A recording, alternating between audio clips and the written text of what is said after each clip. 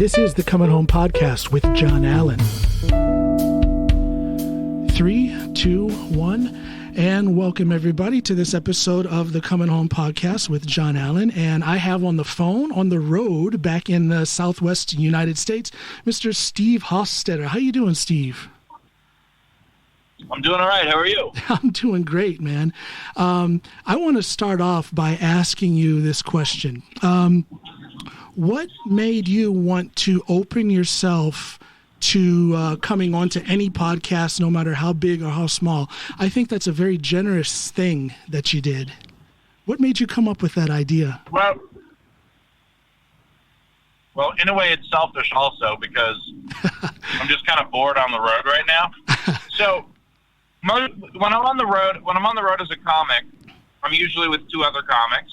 Yeah. And I'm not doing the driving for the most part. And, I'm either taking a nap or, texting or getting work done. And so I never really have time to go on podcasts. Aha. And on this trip, I'm doing it solo because of COVID. I'm not on a trip as a comic. I just went to the East Coast so I could see family before it got too cold, so I could see them outside and not kill them. And once it got too cold, I started driving back to LA, and I realized, hey, I'm going to be in the car for 5 to 8 hours a day. Why not do some podcasts? Why not finally say yes to all the stuff I've been saying no to for the last couple of years? Man, I that's a great idea. A little selfish, like you said, but quite generous on your part. The selfish thing in the entertainment industry. I'll admit, I do my podcast for selfish reasons. Short story is I lost my son almost exactly a year ago to a heroin overdose, and I was depressed. I was out of my mind with depression, and I needed something new in my life to pull me out of that depression. So I started this podcast. Very selfish reasons, but kind of like what you said, I'm getting something back for it. Here I am. I'm talking to a top comic like yourself. I've spoken to some other famous people. I've spoken to regular people in the street who they leave something on the table with me after the conversation. They inspire me in some way. They lift me in some way. So there's that original selfish idea that always brings something back to me or to you in this case. I'm keeping you alive maybe because you're not falling asleep behind the wheel. Well, first of all, I'm sorry to hear that. Going through loss like that can be very difficult. And I think that what a lot of people don't realize is the most of the art in the world is created for some sort of selfish reason. Absolutely. Whether it is because the artist enjoys creating art, or there is some sort of commission involved. Whether it is the old days of patrons to today of patrons again, because that's the model that we're leaning toward again. I think a lot of the wonderful art in the world was created for some sort of selfish reason, but that doesn't mean it wasn't also altruistic. That's a good point. So I guess selfishness, when it comes to the creation of art, selfishness is not a dirty word. And I think that's something that I'm an American living here in Norway, and Norwegians are notorious for not wanting to appear as better than. And I see that reflection with my musician friends. A lot of them will say, hey, man, it's not about making money. I just want to have fun making music. And it's like, okay, but the money is cool as well. And there shouldn't be anything wrong with that. There should be that selfish motivation so that you can better yourself or take yourself a step higher in some way. Am I right? I don't think that's wrong I don't think it's wrong to have that selfishness in there. No, so that leads to a couple things. I mean, what you're describing in Norway, I've seen that when I've performed there. I also see that in New Zealand to an extent, in Australia. Yeah. I saw that for sure in Japan. It's tall poppy syndrome. It's, don't stick your neck out or you might get cut down. Yes. And, the first time I experienced these different cultures, I was a little thrown by it. But once for them as an audience. Yeah. But once I can spot it tease it a little bit, have fun with it, I think it goes away because it's human nature to want to pride is a human thing. Yes. And so giving people permission to have it, I think changes the room a little bit.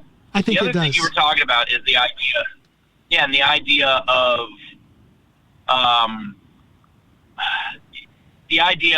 I just want to do it for the art, not for money. It's like, okay, well, just doing it because you want to have fun doing the art, that's still selfish, just in a different way.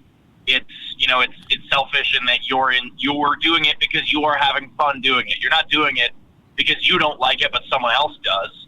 You still like it, and there's nothing wrong with that. And one of the big things that I have found in the entertainment industry is a lot of people think that to be an artist, you have to be a starving artist, and that's absolutely not true. You don't need to live in a burlap sack in order to create good art. I agree. There's a difference between selling and selling out. Yes. Selling is selling something you believe in. Selling out is selling something you don't. I am vehemently opposed to selling out, but I see absolutely nothing wrong with selling. You know what? That is such a beautiful way of putting it. That's a very short, concise, to the point, and beautiful way of putting it. Selling out. So, yeah, you know what? Thank you. I'm going to write that down. I'm going to put that on a plaque in my office here. Let me ask you this, Steve. You are quite prolific, both on all social media. You're all over YouTube. I love your tweets. Facebook, you're that notorious guy who is known for crushing the hecklers. Has that always been a part of your routine? Or was there I'm sure there was a point when you first began with stand-up where heckling possibly intimidated you, or have you always been this confident guy on stage? Well, I mean, it comes from being the youngest of four, being bullied a lot in school, and, you have to have the comebacks to survive. Absolutely. But there was an incident that happened early on in my career that really showed me the psychology of a heckler. Yeah. And not just of a heckler, but of the audience. And it was, I was doing this gig. I was the feature act, so I'm doing, 25 minutes. And it's, early on in my feature career. And I'm not being political at all. No. And then, and I'm doing really well. I get a big laugh, and then I go into a political bit that is actually a nonpartisan bit. Uh-huh. This was 2004. Uh-huh. Now, the opening of the bit is very harsh and very dark, absolutely. But it's not partisan. The opening of the bit says, the conventions were coming up. And I said, we're about to pay $1.6 billion for security for the two national conventions. Uh-huh. How are we spending $1.6 billion to protect the lives of the same people we would most like to see killed by terrorists? Now, obviously, that's a very dark thing to say. Yes, yeah. But this woman yells out, and she says, I thought this was a comedy show, not a political rally. So I snap back with the basic psychology of, and I had done this type of thing before. When someone tells you you're not funny and you're doing well, it's pretty easy to bat that down. Sure. And so I just very quickly said, oh, I thought you could tell it was a comedy show from everybody around you laughing and applauding. Which does well. It's fine. I'm about to move on. And another guy says, well, you're not doing very well. Now, I had just used the joke of, yes, I am. I couldn't do that a second time. Right. So, the crowd kind of oohs and ahs. And I am, I kind of do the whole like, oh, I got this, really hoping that I had it. And I tried to get him to give me something. Uh-huh. Because you can't get them unless they give you enough rope to hang themselves. Yeah. So I asked him his name. He didn't tell me. I asked him what he did. He didn't tell me. It's starting to get to be like a minute of silence, and finally, or a minute of no laughs. And finally, he tells me that I was being mean. And without thinking, oh, I'm going to use this to get the crowd, oh, I'm going to get out of this situation now, I just genuinely laughed. And I said, oh, here's how this works. I'm going to say a lot of things. You're not going to like all of them, and I'm not going to give a fuck. And I didn't say it as like, to give them a little emotional shiv or anything like that. No. I just said it because I really meant it in the moment, and the crowd went nuts, like nothing I had ever seen before. Oh, man, and I love it. I realized it was because they hated him more than I did. Like he was interrupting my show, but they spent their entire night to watch that show. Right. They bought tickets, they bought drinks, they bought food, they paid for parking, they probably got a babysitter. They spent a lot of money and a lot of time to come enjoy themselves, and this guy was trying to take that away from them. And so when I said what I said to him, that was nicer than anything that anyone else was thinking. And that made me realize, this gives me permission. And once I understood that, it was a switch and flip, and I was able to handle it a lot better. And there you go. And then you get that confidence as the years go by, and it's like I would imagine it's like responding to hecklers becomes second nature. It's not even anything you have to think of anymore. It's automatic. It comes with confidence. It comes with time on the mic. Yeah, a lot of it, I'll tell up and coming comics that it's a combination of confidence and also trusting yourself to know what is going to be funny to say. We all have that, that little person in our head that tells us not to say something. Shut up, this would be inappropriate, etc., etc. Yeah. You need to kill that person. That person can't exist. Because I was just saying, the quicker you respond, the better it is. There's kind of a graph there, and that if it takes you a couple seconds to think of something, it's not as funny as if you said the exact same thing a couple seconds earlier. Right. I think people have to kind of let go of their inhibitions if they're going to get on the mic like that. You can't be afraid to say, like you say, the things that you don't think you should say in a normal situation socially. Those are the things you need to not be afraid to say as a stand-up. I use my wife. Caveat. Yeah, what is that?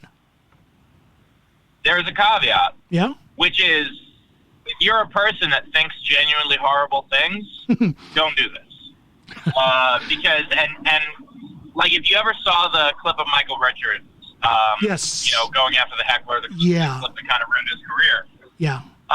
The reason, now look, what he was trying to do.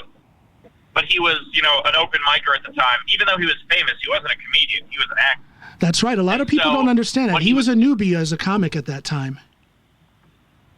Yeah, I have a crazy story from like 2 weeks earlier than that. Oh? I'm talking to him outside the improv. But yeah, well, I'll share it in a second. Great. But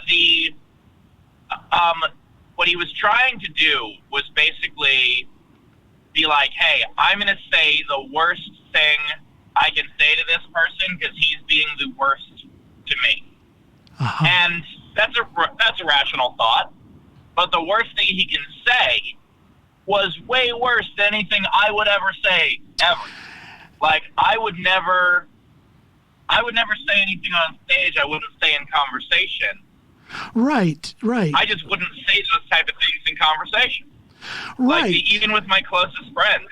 Yeah. It would never have occurred to me. It would, of all, I could think of 1,000 different things to say, and what he said would never have occurred to me because it's not in my head in the first place. Well, I think that's an important distinction. I think it is, and I think Michael Richards and I've seen other comics do this as well, where they kind of lose their cool, they're angry and they're saying mean things. It's that combination of being angry and losing control of your art in the moment while you're saying mean things. That's just wrong. Then you're being an asshole. But I think it's quite possible, you yourself, I do it in my act. Louis C.K. does it. Bill Burr does it, where they say mean things, but it's not for the sake of being mean. There's a comedic undercurrent to that meanness that you guys are putting out there. If you know what I mean. Is that, I don't know, is that a right way of way of looking at it? it's mean. Yeah, it's mean, mean. It's mean, but you're not correct. trying to hurt anybody. Well, there are times where you can try to hurt somebody as long as it's justified, but you still need to be in control. Exactly. And in the clips I've had where you can actually tell them angry, which is maybe 5 of them, I'm not as good as the ones where I'm genuinely having a good time with the silliness of the whole thing. Yeah, because I know for me one of my best clips. No, go ahead. I'm sorry. Go ahead. I was just saying one of my best clips was one where someone heckled me at the end of recording a special, and it was so silly to me. First of all, I had done the work that I came to do, so I was relieved. But also, this woman was so mad at me, and she was in the front row of the taping of a special, and I was like, how did you get here? And just the silliness of that, especially the absolute gall to try to heckle me after a crowd just watched me for an hour who came to see me because they're fans. Like, that was the worst possible situation for her to try to get one over it. Yeah, I was going to say, the balls on this woman to do that at that time. I was laughing so hard, and because of that, the clip is way better because you can genuinely see that I'm having a great time. I love it, man. I have to say this, Stephen, and I want to hear that story about Michael Richards. I want to hear that, but I have to say this: your style of comedy. Now here I am again, bowing at your feet. But like I told you, I have people on my podcast for specific reasons. They're people whom I admire, people who motivate me in some way, people who inspire me in some way, or people who are doing things that I eventually want to be able to do. And you cover all of those categories. I don't know all the details. I only know what my Wikipedia research has found about your background, but you've had moments of adversity, especially in your younger life, from what I understand. And in spite of those things, here you are today doing what you do with such finesse. I mean, you're a wizard on the mic, and here I am. I'm a fledgling stand-up comic in Norway, of all places. Doing my stand-up in English in this land where they speak English as a second, third, or fourth language. And here you are. You just have this fearless element to what you do. Is that all show, or are you truly fearless when you're up there? Well, I first of all, I appreciate all that. Also, Norway has one of the best stand-up clubs I've played in Europe, which is Ladder. Ladder is phenomenal. Yes, it is. And, I would say, am I completely fearless on stage? No. But that said, I do feel a level of protection, and part of that is the psychology of knowing that the crowd's with me. Yeah. I've had a couple instances where, people physically threaten me. Yeah. And I just very quickly said, well, you're going to have to get through 200 other people if you want to get to me. Good comeback. Now that said, I've also had, thank you. I've also had situations where I was genuinely scared. Yeah. I think the most fear I've ever had on stage was, because no one else could see what was happening, but I was doing a college show in Utica, New York, and it was in a student activities hall, and there was a door next to the stage to the outside, and there was a sign on the door that said, show in progress, do not enter, go around. And yet, this one kid decided to not only go through, but he then walked very slowly, very purposefully in front of everybody, took his time. Oh, man. When he was a lacrosse player, and he was holding the stick, and he, as he's taking his time, I just go, hey man, if you just wouldn't mind, kind of, I don't fire him right away. I give him a, benefit of the doubt type of thing. Yeah. And he just stops and looks around and takes more time.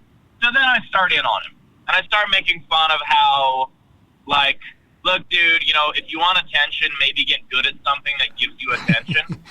You're not just going to take attention from other people. And I get why you carry that lacrosse stick everywhere, is because you desperately want people to ask you about lacrosse, when honestly, you're probably not even good at lacrosse. Like, let's be real here. This is not a Division I school. This is not a You're probably a second-tier lacrosse player on a third-tier team, and you walk around with that stick all the time because you think it's an extension of your dick, and that makes sense because it's webbed at the end. Oh man, you were really tweaking that. You were really tweaking that guy's psyche. Well, I was pissed. I gave him a chance to be a decent human being. The sign gave him a chance to be a decent human being. He was very purposefully trying to be an asshole. Yeah. So he leaves. He comes back with the lacrosse team, and they stand behind everyone. Ooh. So no one can see them but me. Because I'm facing them, no one can see them but me. And they all have their sticks, and they are tapping them into their hands like they're going to beat me with them. Oh, man. And I'm like, okay, this is not good. There's like 20 or 30 guys here who want to kick my ass. Oh, God. And it was probably 20 minutes or so of this. I just have to keep doing my set. Yeah. And just hope things kind of resolve themselves. And because I'm just like, okay, get the crowd on my side, get the crowd on my side, get the crowd on my side. And thankfully, the student activities director sees this. He approaches them, and he told me after the show, he basically said, if any of you are still standing here in the next 5 minutes, all of you will be thrown out of this school. Aha. And they left. Yeah, and good for him. And they left, and man, that's a bit of it was just a huge sigh of relief. That's a rough situation to be in. Hey, man, I'm a pretty big guy, powerlifting champion and all that stuff. You need a bodyguard, give me a holler. Well, I appreciate that. I'm now bigger than I used to be. I'm certainly no powerlifting champion, but I used to be. At that time, I was still 6'4", but I was probably 160, 170, and now I'm 210. Well, there you go. So it's a little, I get a little less scared these days. Yeah. But back then, I could barely hide behind the microphone stand. That kind of ugliness has always been out there. There's always been those kind of people who react in those ways when they're challenged. I see some of the things, some of the back and forth that you get into. It's quite entertaining when you get into it with people on social media. How do you feel today about the ugliness that's in the air back home in the States? You have these people, and to me, there's no equivalency. A lot of people say, well, what about the libtards? What about the libtards? Every time I see violence perpetrated on someone, it's coming from the right. Are you scared? Do you get worried, with the political climate being what it is, and with you touching on politics in your comedy? Well, there was actually a study of domestic terrorism. Yep. And, politically motivated terrorism. And 100% of the politically motivated terrorism deaths in America in the last 20 years has been from the right. 100%. Yep. There wasn't a single one on the left. Now, there were some instances of violence, but they were much smaller, much more contained, and did not result in any deaths. Right. I do not think it is any worse than it ever was. I do think that we can see it now. And that's the difference. And that would be because of social media, right? Well, because of social media and because, Trump emboldened people. Yeah. But the idea of, it's so bad now, it's like, okay, I was born closer. Actually, anyone who's 30 or older was born closer to the Civil Rights Act than they are to today. Yeah. So the idea of lynchings and beatings and even police violence, as much as we see it now, it always existed. It's always. Yeah, it's always been there. I once heard a Philly cop talking to someone else about how he can position himself so that the dash cam doesn't pick up what he's doing. Yeah, Yeah, and cops have been, just to put it all on the table, I am a former cop. I was a police officer in the south suburbs of Chicago, and I saw these things that have come to light today, you know, through social media and cell phone cameras and whatnot. But that stuff has always been there. I don't get the sense either that there's more of it today. I just believe it's more visible. It's always been there.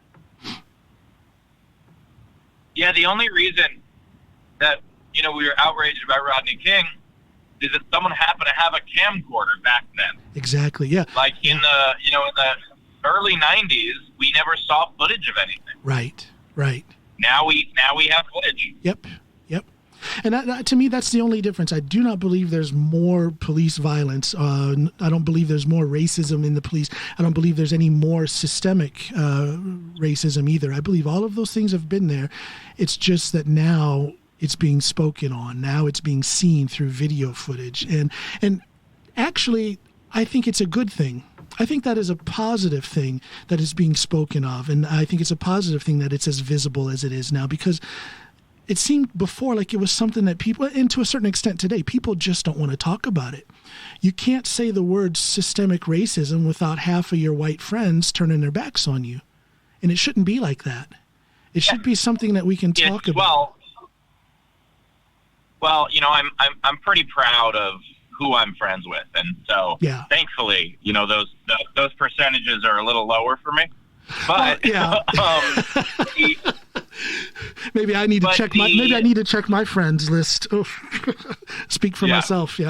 I mean, I'm just kidding around. But the idea of, you know, being able to talk about it. I mean, one of the things, you know, I did a video on it, and one of the things I talked about was like, do you think, you know, listen to rap. Listen to rap music from the 80s. Yeah. Do you think that for the last 35 years, all these rappers were just making up the problem and it was somehow resonating with people despite it being made up? Yeah. Like this has been in the lyrics of songs. This has been in movies, been in TV for decades. Yeah. And it wasn't just a trope that was made up. This is something that has been a problem. Yeah, it's something that's been there all along. Yeah, absolutely. Yeah, I don't know. You know, I know you were just kidding about friends and whatnot, and so was I to a certain extent. But there's also a little bit of reality in what I said, because on my podcast, most of my episodes are just like this one. It's me having a good conversation with a good person. But I also do solo episodes where I kind of riff on, you know, the topic of the day. And very often that riffing leans towards political and social situations. So I had, when George Floyd was killed, I had a very strong-willed statement for about 40 minutes in a podcast, and I literally lost friends because of that. Some of my white friends, it made them uncomfortable because I, as a black man, was using terms like systemic racism and white allies and things like that. They felt, my interpretation is that they felt too challenged by that conversation. I was stepping outside of this comfortable John Allen that they knew, that didn't talk about racism and things like that. And all of a sudden I am this black guy talking about those things. And unfortunately, some of my friends didn't know how to handle that. And they headed for the hills. I haven't spoken with them since. That's a sad development. Yeah, that's a sad development.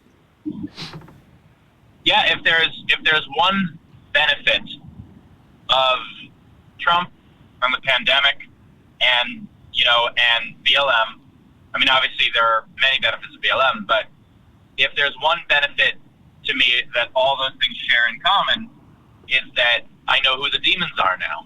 Yeah. And there were a couple of comics who I got along with because they were fun and I liked their material, and, you know, we had a good time hanging out after shows. Uh-huh. And I see their social media, and I see them talking about how this is a plot from Soros, and et cetera, et cetera. Yeah. You know, all the, you know, and just all these dog whistle garbage. And eventually I just go, oh, I thought you were smart. My mistake. And I just know to you know, not mess with it anymore.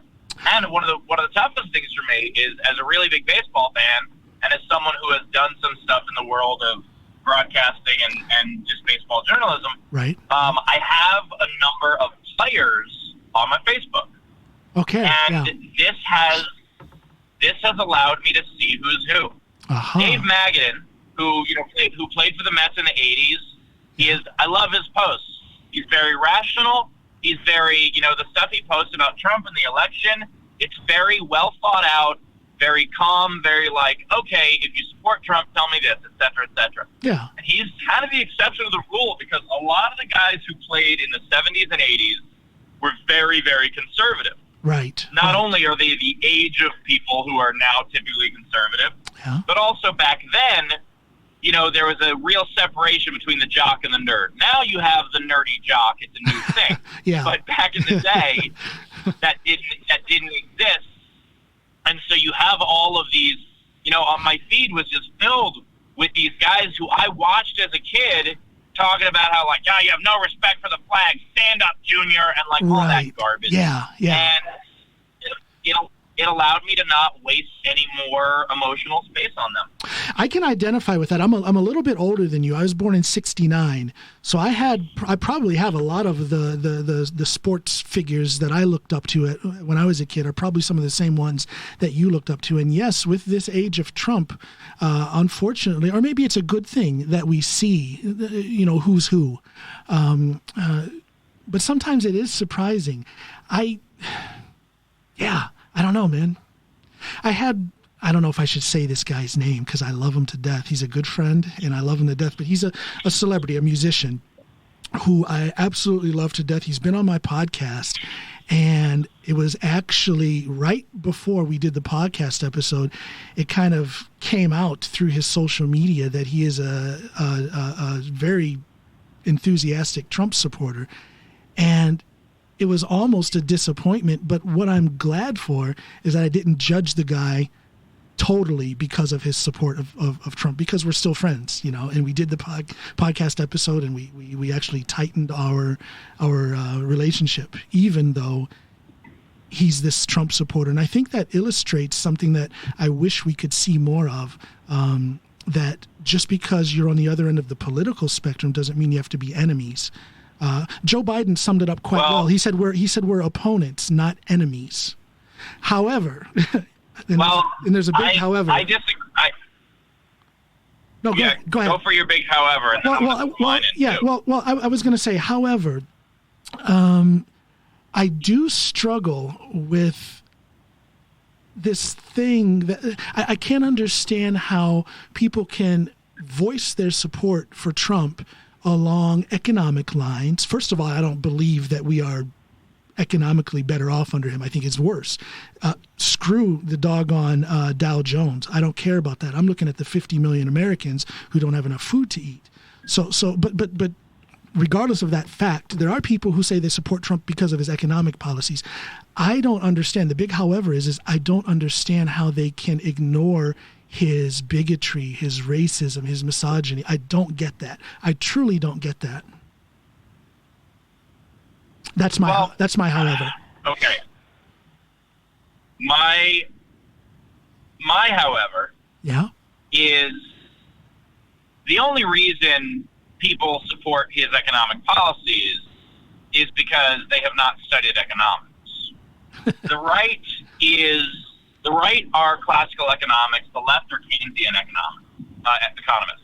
I'm sorry, say that again. Keynesian economics. You faded out the last sentence you said. So the left believe in Keynesian economics and the right believe in classical economics. Yeah. There was a moment when I was studying economics in college, there was a moment where I asked my teacher out loud. I said, and I was looking at the data and looking at how under every Democratic president, more jobs have been created, GDP has gone up. Yes. Like, unemployment's gone down. Every single one of them. Yes. Under Republican presidents, even in the best of times, like under Reagan and people who were fortunate to be presiding over a boom, they have not created as many jobs. The unemployment is not as good. The GDP is not as good. The national debt goes higher. It's every single one. There are no exceptions. Under Democratic presidents who have had, I believe it's four fewer years to govern, since after the Great Depression, Democratic presidents have created created twice as many jobs. Wow. In less time.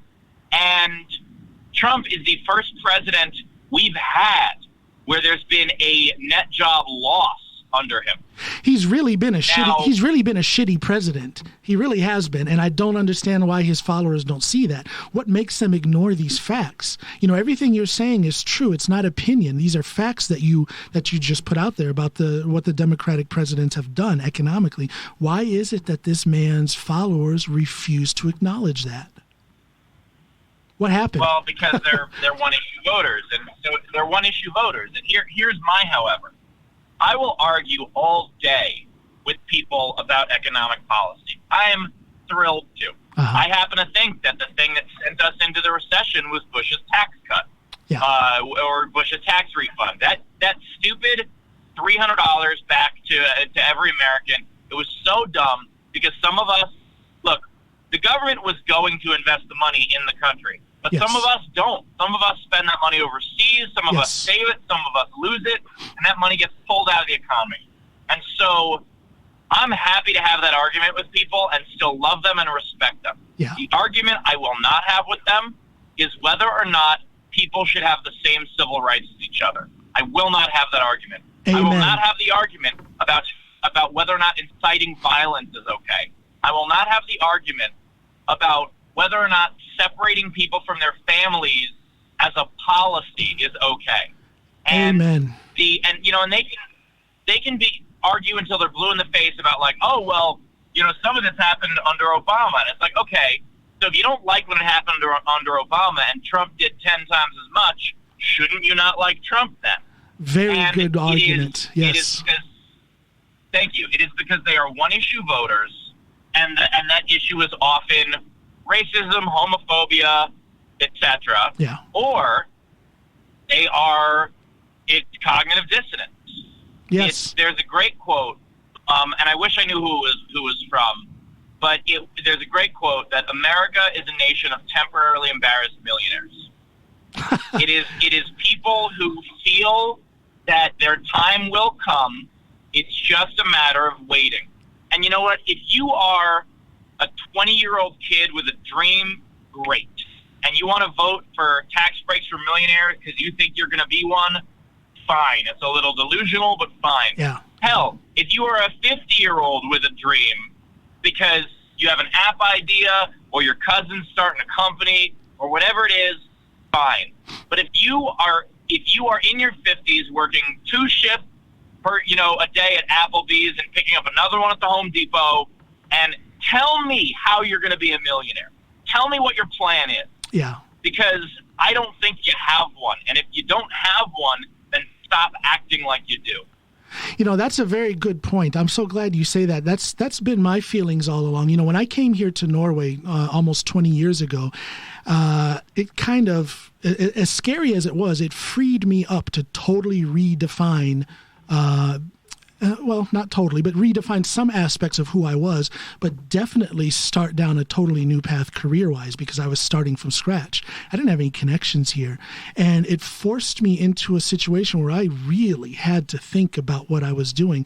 And the sad part about that is, why did I have to uproot myself from everything familiar before I started thinking and planning and really having a direction in my life?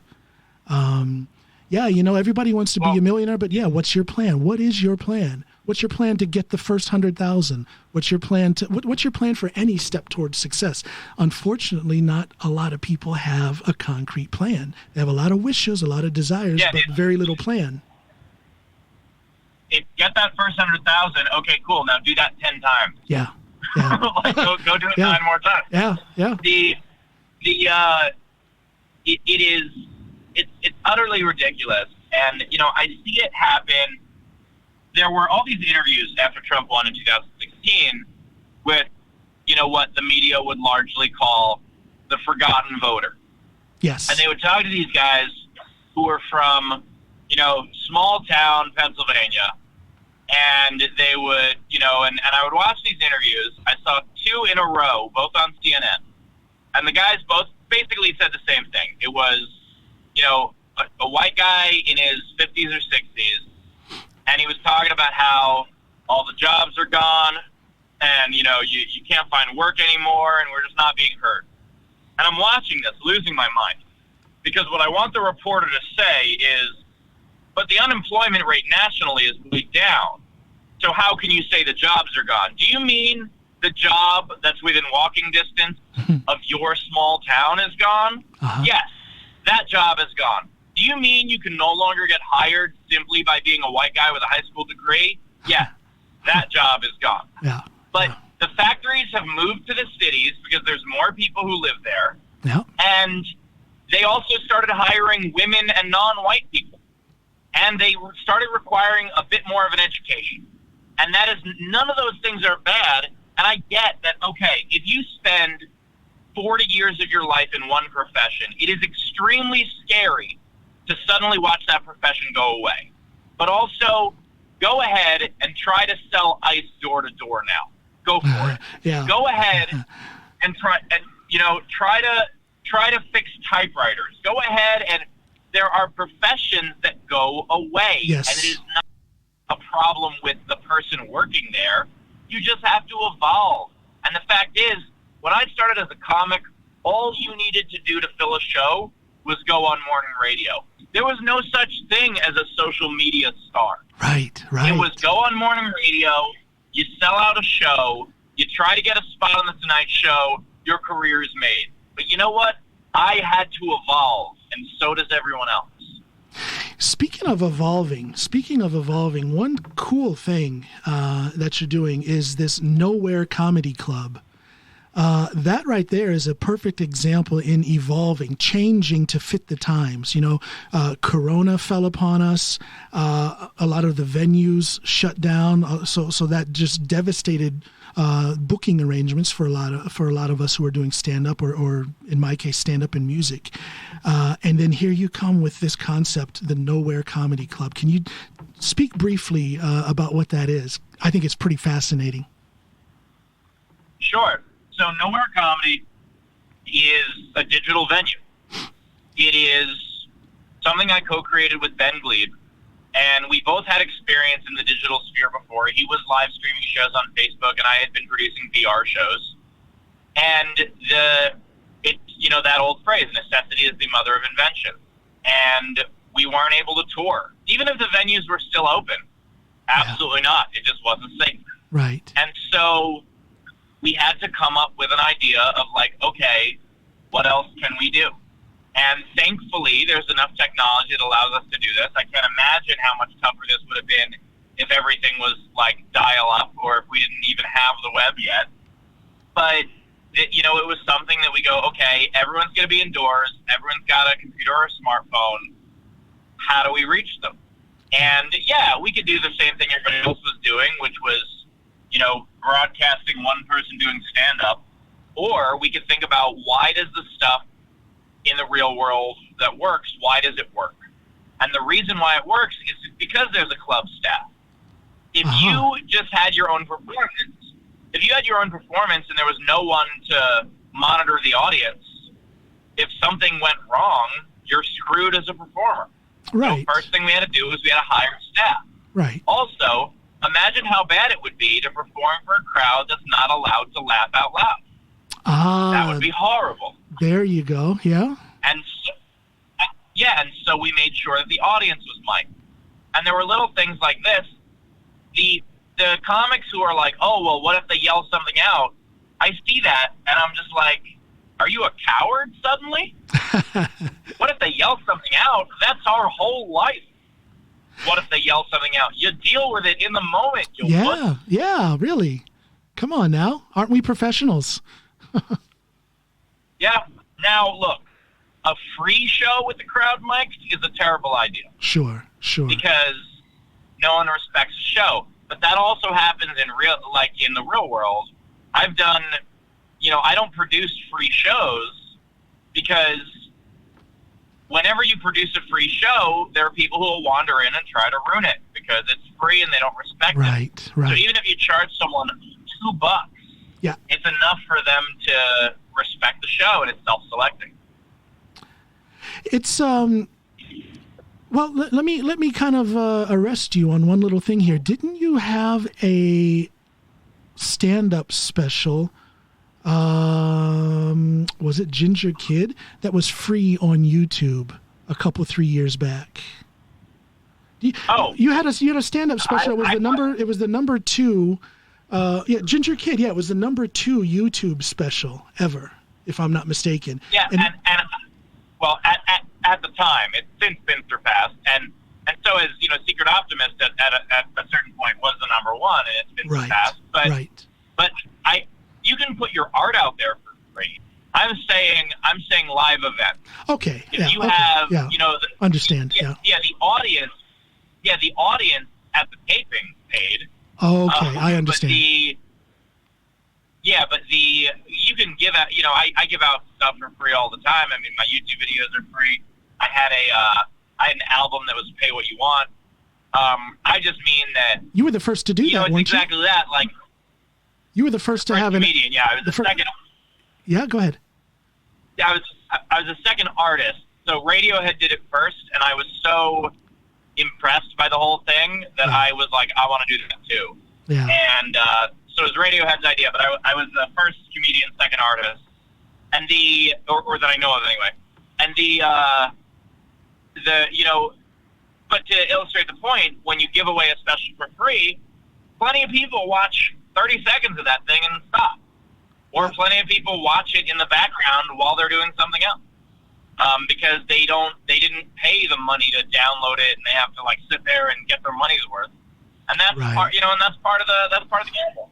Yeah, it's quite true that people don't appreciate things that are free the way they do for things they must pay for, even if it's only $1 or $2, like you said. There's something about that transaction when they're paying for art. They have a totally different appreciation for it. And I've seen that. There's a difference between when I first got started doing open mics. There's a difference between that and doing a paid gig, even if it's a low paid gig. There's still a huge difference in the audience. Absolutely. Yeah, and there's also a difference in how a lot of comedians approach a gig that they get paid for, or a gig that they're doing for free. Yeah. Free. We do it too. Before we run out of time. Yeah. Do you want the Michael Richards story? Yeah, let me have it, please. Let me have it. All right, so it's about 2 weeks before the incident at the Laugh Factory, and I'm doing a show at the Improv, and Michael Richards had been going around town doing some spots, learning how to be a comedian. And so outside, the comedians often will just kind of hang out outside and just kind of shoot the shit. Where was this? Where was this at the Comedy Store? Is that what you? This was at the Hollywood Improv. Hollywood Improv, okay. Yeah, and so we're just shooting the shit, talking, and it's weird because he's asking me for advice about performing on the road, and I had been a comic for, 5-6 years at the time. It was very odd to be involved, to be like, this is someone I grew up watching. I mean, Seinfeld was a hero of mine. I was obsessed with that show. Yeah. And so I was really enjoying it, but I started noticing a couple of little weird things. He kept referencing, because he served in Vietnam, and he kept referencing it, even though none of us were bringing it up. It didn't really fit in the conversation. And then at one point, another comic runs across the street in Melrose, and that part of Melrose has no crosswalks. Uh-huh. If you want to do it legally, you got to walk 2 blocks down, cross, walk 2 blocks back. Yeah. And so all the time, we will just park on the other side of the street and run across. And so we did that, and someone was joking with him and was like, you got to be careful, you can get a jaywalking ticket. And then Michael Richards just launches into this story about how he got a jaywalking ticket crossing Melrose once, and it all makes sense at first. But then, as the cop is giving him the ticket, in his version of the story, he says to the cop, I can't believe you're giving me a ticket for jaywalking. I saw my friends lie face down dead in a ditch in Vietnam, and you're giving me a jaywalking ticket? Oh, come on. That's appropriate. Well, all the rest of us kind of looked at each other as if well, that's not why he was giving you a ticket. And it occurred to me at that time, before we saw what happened at the factory, it occurred to me at that time, like, oh, he is damaged from serving. Like he is carrying a lot with him that is still there from the time he served, and he has not worked it through. And I see. War is hell, and it has a lot of casualties of people that never die. And I truly believe he is one of them. That is so sad, and that is something that not a lot of people are aware of. I never would have thought. I can remember reading things that he has that he had some sort of military service background, but wow, that poor guy. Well, maybe that's the explanation then for his later meltdown that he had. Huh. Well, and also his apology that he did on Letterman after it happened. Yeah. By the way, this was Thanksgiving weekend, if you recall. That's right. That's right. And so his apology that happened a couple days later on Letterman was this weird kind of word salad where he talked about, he kind of blamed it on the ongoing war in Iraq. And it was something that when I saw that, I was like, yep, that makes sense. Wow. This is where his head is. That explains it. Yeah. How's he doing now? I haven't heard anything about him in quite some time. What's he up to now? Do you know? I don't know. He certainly stopped doing stand-up after that. Yeah. And, occasionally he'll pop up in a show or a movie. Yeah. Every now and then. He was in that one with Lisa Kudrow. Yes. But he's just kind of been quietly living his life, which I understand. Don't put yourself back in that spotlight, because boy, oh boy, was that bad. That was very bad. I mean, talk about the downfall of a giant. Wow. Poor guy. Poor guy. Thanks for sharing that story with me. I don't think I would have heard that otherwise. So thank you for sharing that with me. Wow. There were only 3 or 4 of us that were there. So, wow. And I'm sure other people have had other experiences like that with him. But sure. Yeah, that was. Are you there? I think you faded out. This guy is. There you go. You're back now. Yeah. Let me ask you. Let me ask you this, Steve. Before I let you go, have you had a stand-up comedian as a mentor up through the years, or have you pretty much just paved your own way? Have you had a padre, a mentor, a rabbi who has kind of helped you along the way? Absolutely. Whether it is people that I could just ask questions of, like Jimmy Brogan really helped me through some stuff, or people who were, kind of comedy big brothers to me, like Pete Dominic and Eddie F. both recommended me for some stuff. And, there's a world of that. So much of that over the years. Yeah. That, I mean, those are ones that certainly stand out to me, but there are dozens, if not more, of people who at some point, reached a hand down and helped me out. And so it's something that I feel very passionate about doing for other people. Well, I tell you, your passion for helping others has certainly manifested itself just in the fact that you're doing this podcast episode with me, and you gave me an hour of your time. Granted, selfishly motivated because I'm keeping you awake on a long road trip. But thank you so much for doing this. You are quite the guy. What can I say? What can I say? Thank you so much. I really appreciate that. It was a pleasure. And I'll be honest, I've been doing a lot of these over the last couple of days, and some of them feel more like work than others, and this was an absolute pleasure. Oh, man. Well, thank you so much. What can I say? Thank you. Thank you so much for that.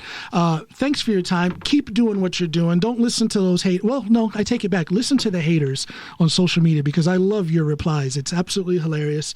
I love it. And good luck. I listen to them, but I don't hear them. Yeah. Gotcha. Yeah. Big difference.